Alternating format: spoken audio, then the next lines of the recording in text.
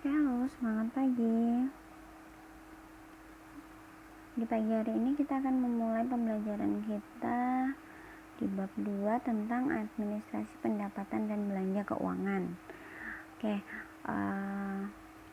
mungkin dulu kita pernah bahas ini ya di kelas 2. Ini kita akan lebih memperdalam lagi di kelas 3. Oke, pengertian administrasi. Nah, dari pengertian administrasi ini saya rasa kalian sudah hafal banget karena mulai dari kelas 10 kita sudah pernah membahas ini berulang-ulang di beberapa mata pelajaran, ya kan? Nah, di sini ada 8 unsur dari administrasi itu. Ada tata keorganisasian, tata kepemimpinan, tata hubungan, tata keterangan, tata kepegawaian, dan tata keuangan serta tata perbankan dan humas. Nah, di sini yang kita akan lebih tekankan dia lebih ke tata keuangan ya, poin ke-6.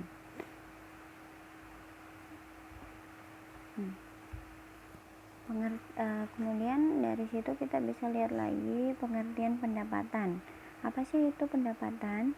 Pendapatan merupakan penghasilan yang timbul dari aktivitas yang perusahaan biasa atau dikenal dengan sebutan berbeda seperti penjualan jasa, bunga, dividen, royalti, dan sewa. Nah, kalau dari pendapatan jasa itu pasti jelas ya.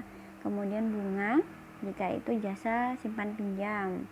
Terus dividen serta royalti ini bagi yang menciptakan sesuatu hal, bisa seperti lagu atau mungkin jenis barang yang dihak patenkan, serta sewa. Kalau sewa ini paham ya. Nah, kemudian pengertian dari belanja.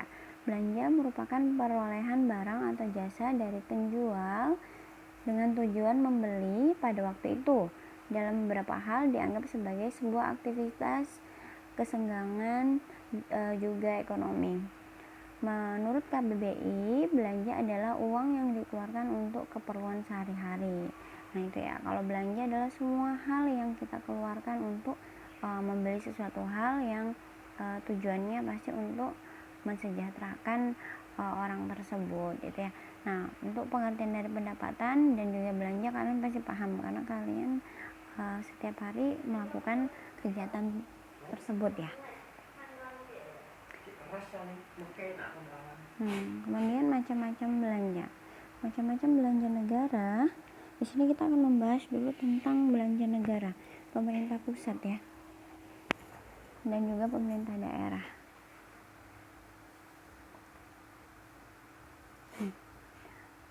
Macam-macam belanja negara. Di sini kita bisa lihat pertama adalah belanja pegawai. Nah, belanja pegawai adalah kompensasi dalam bentuk uang maupun barang yang diberikan kepada pegawai negeri, pejabat negara, pensiunan, serta pegawai honorer yang diangkat sebagai pegawai lingkup pemerintahan. Itu disebut belanja pegawai. Nah, oke. Selanjutnya belanja barang. Belanja barang di sini adalah pembelian barang atau jasa yang habis pakai untuk memproduksi barang dan jasa yang dipasarkan maupun yang tidak dipasarkan, serta pengadaan barang yang dimaksudkan untuk keserahan atau dijual kepada masyarakat di luar kriteria belanja bantuan sosial serta belanja perjalanan. Oke, kalau belanja barang di sini ada barang operasional, itu untuk kegiatan-kegiatan operasional pemerintahan. Non operasional ini adalah belanja yang dipakai dengan strategi mencapai target kinerja yang umum, pelayanannya yang bersifat eksternal. Ada juga belanja badan layanan umum ya, untuk menggaji pegawainya. Terus belanja barang untuk masyarakat. Entitas lainnya merupakan pengeluaran anggaran belanja negara untuk mengadakan barang yang dimaksudkan untuk diserahkan kepada masyarakat, itu seperti bantuan-bantuan sosial.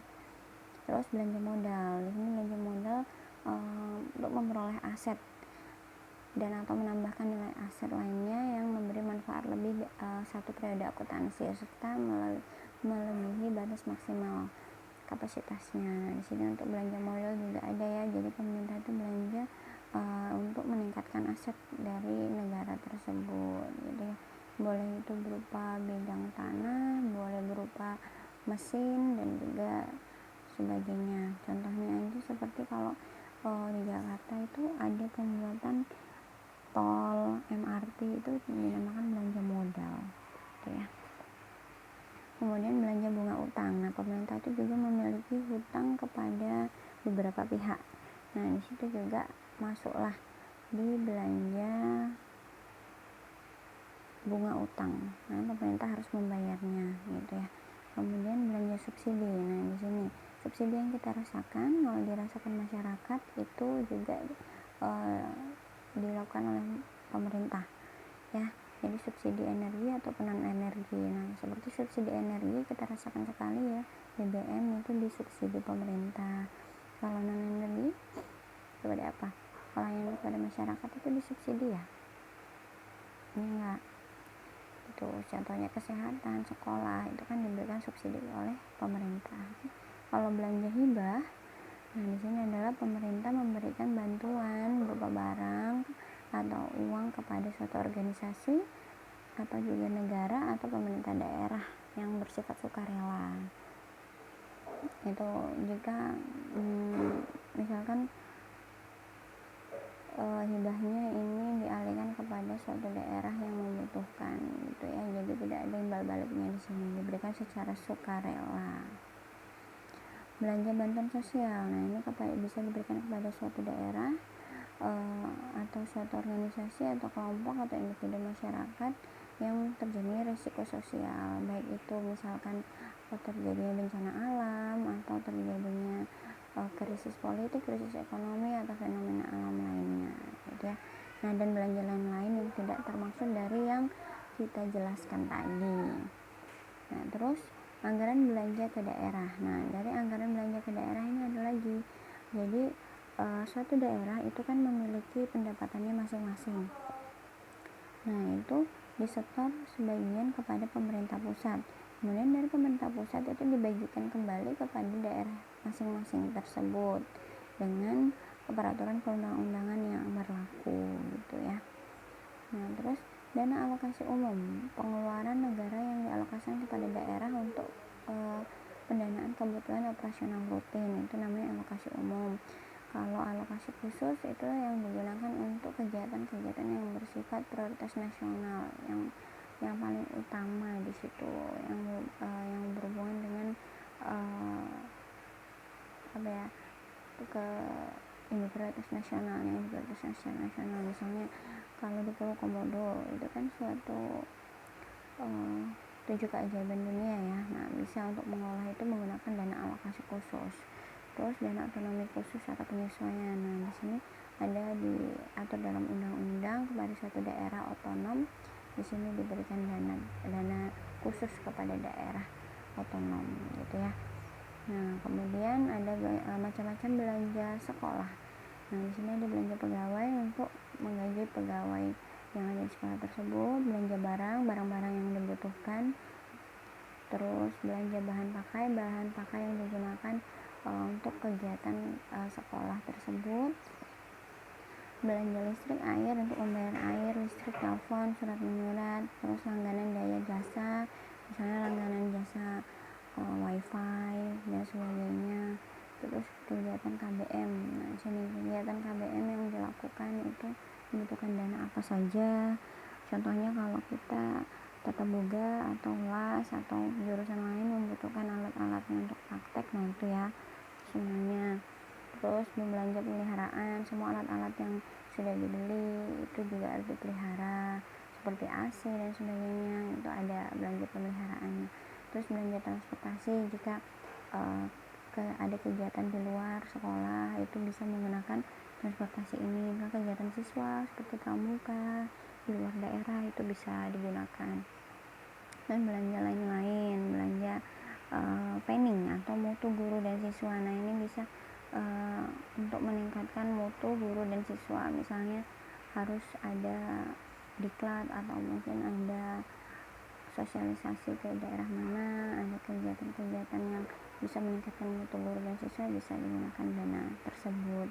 Kemudian macam-macam belanja dunia industri, belanja pegawai ini untuk dalam industri ya, menggaji pegawai atau karyawan, belanja operasional, belanja bahan baku apa saja yang diproduksi oleh industri tersebut ya, belanja konsumsi. Terus misalnya belanja konsumsi ini apa saja yang dikonsumsi atau keseharian di dalam industri tersebut. Misalnya karyawan diberikan minuman setiap hari, nah itu dibeli. Kalau ada tamu juga itu diberikan konsumsi, jadi ada pengeluaran seperti itu.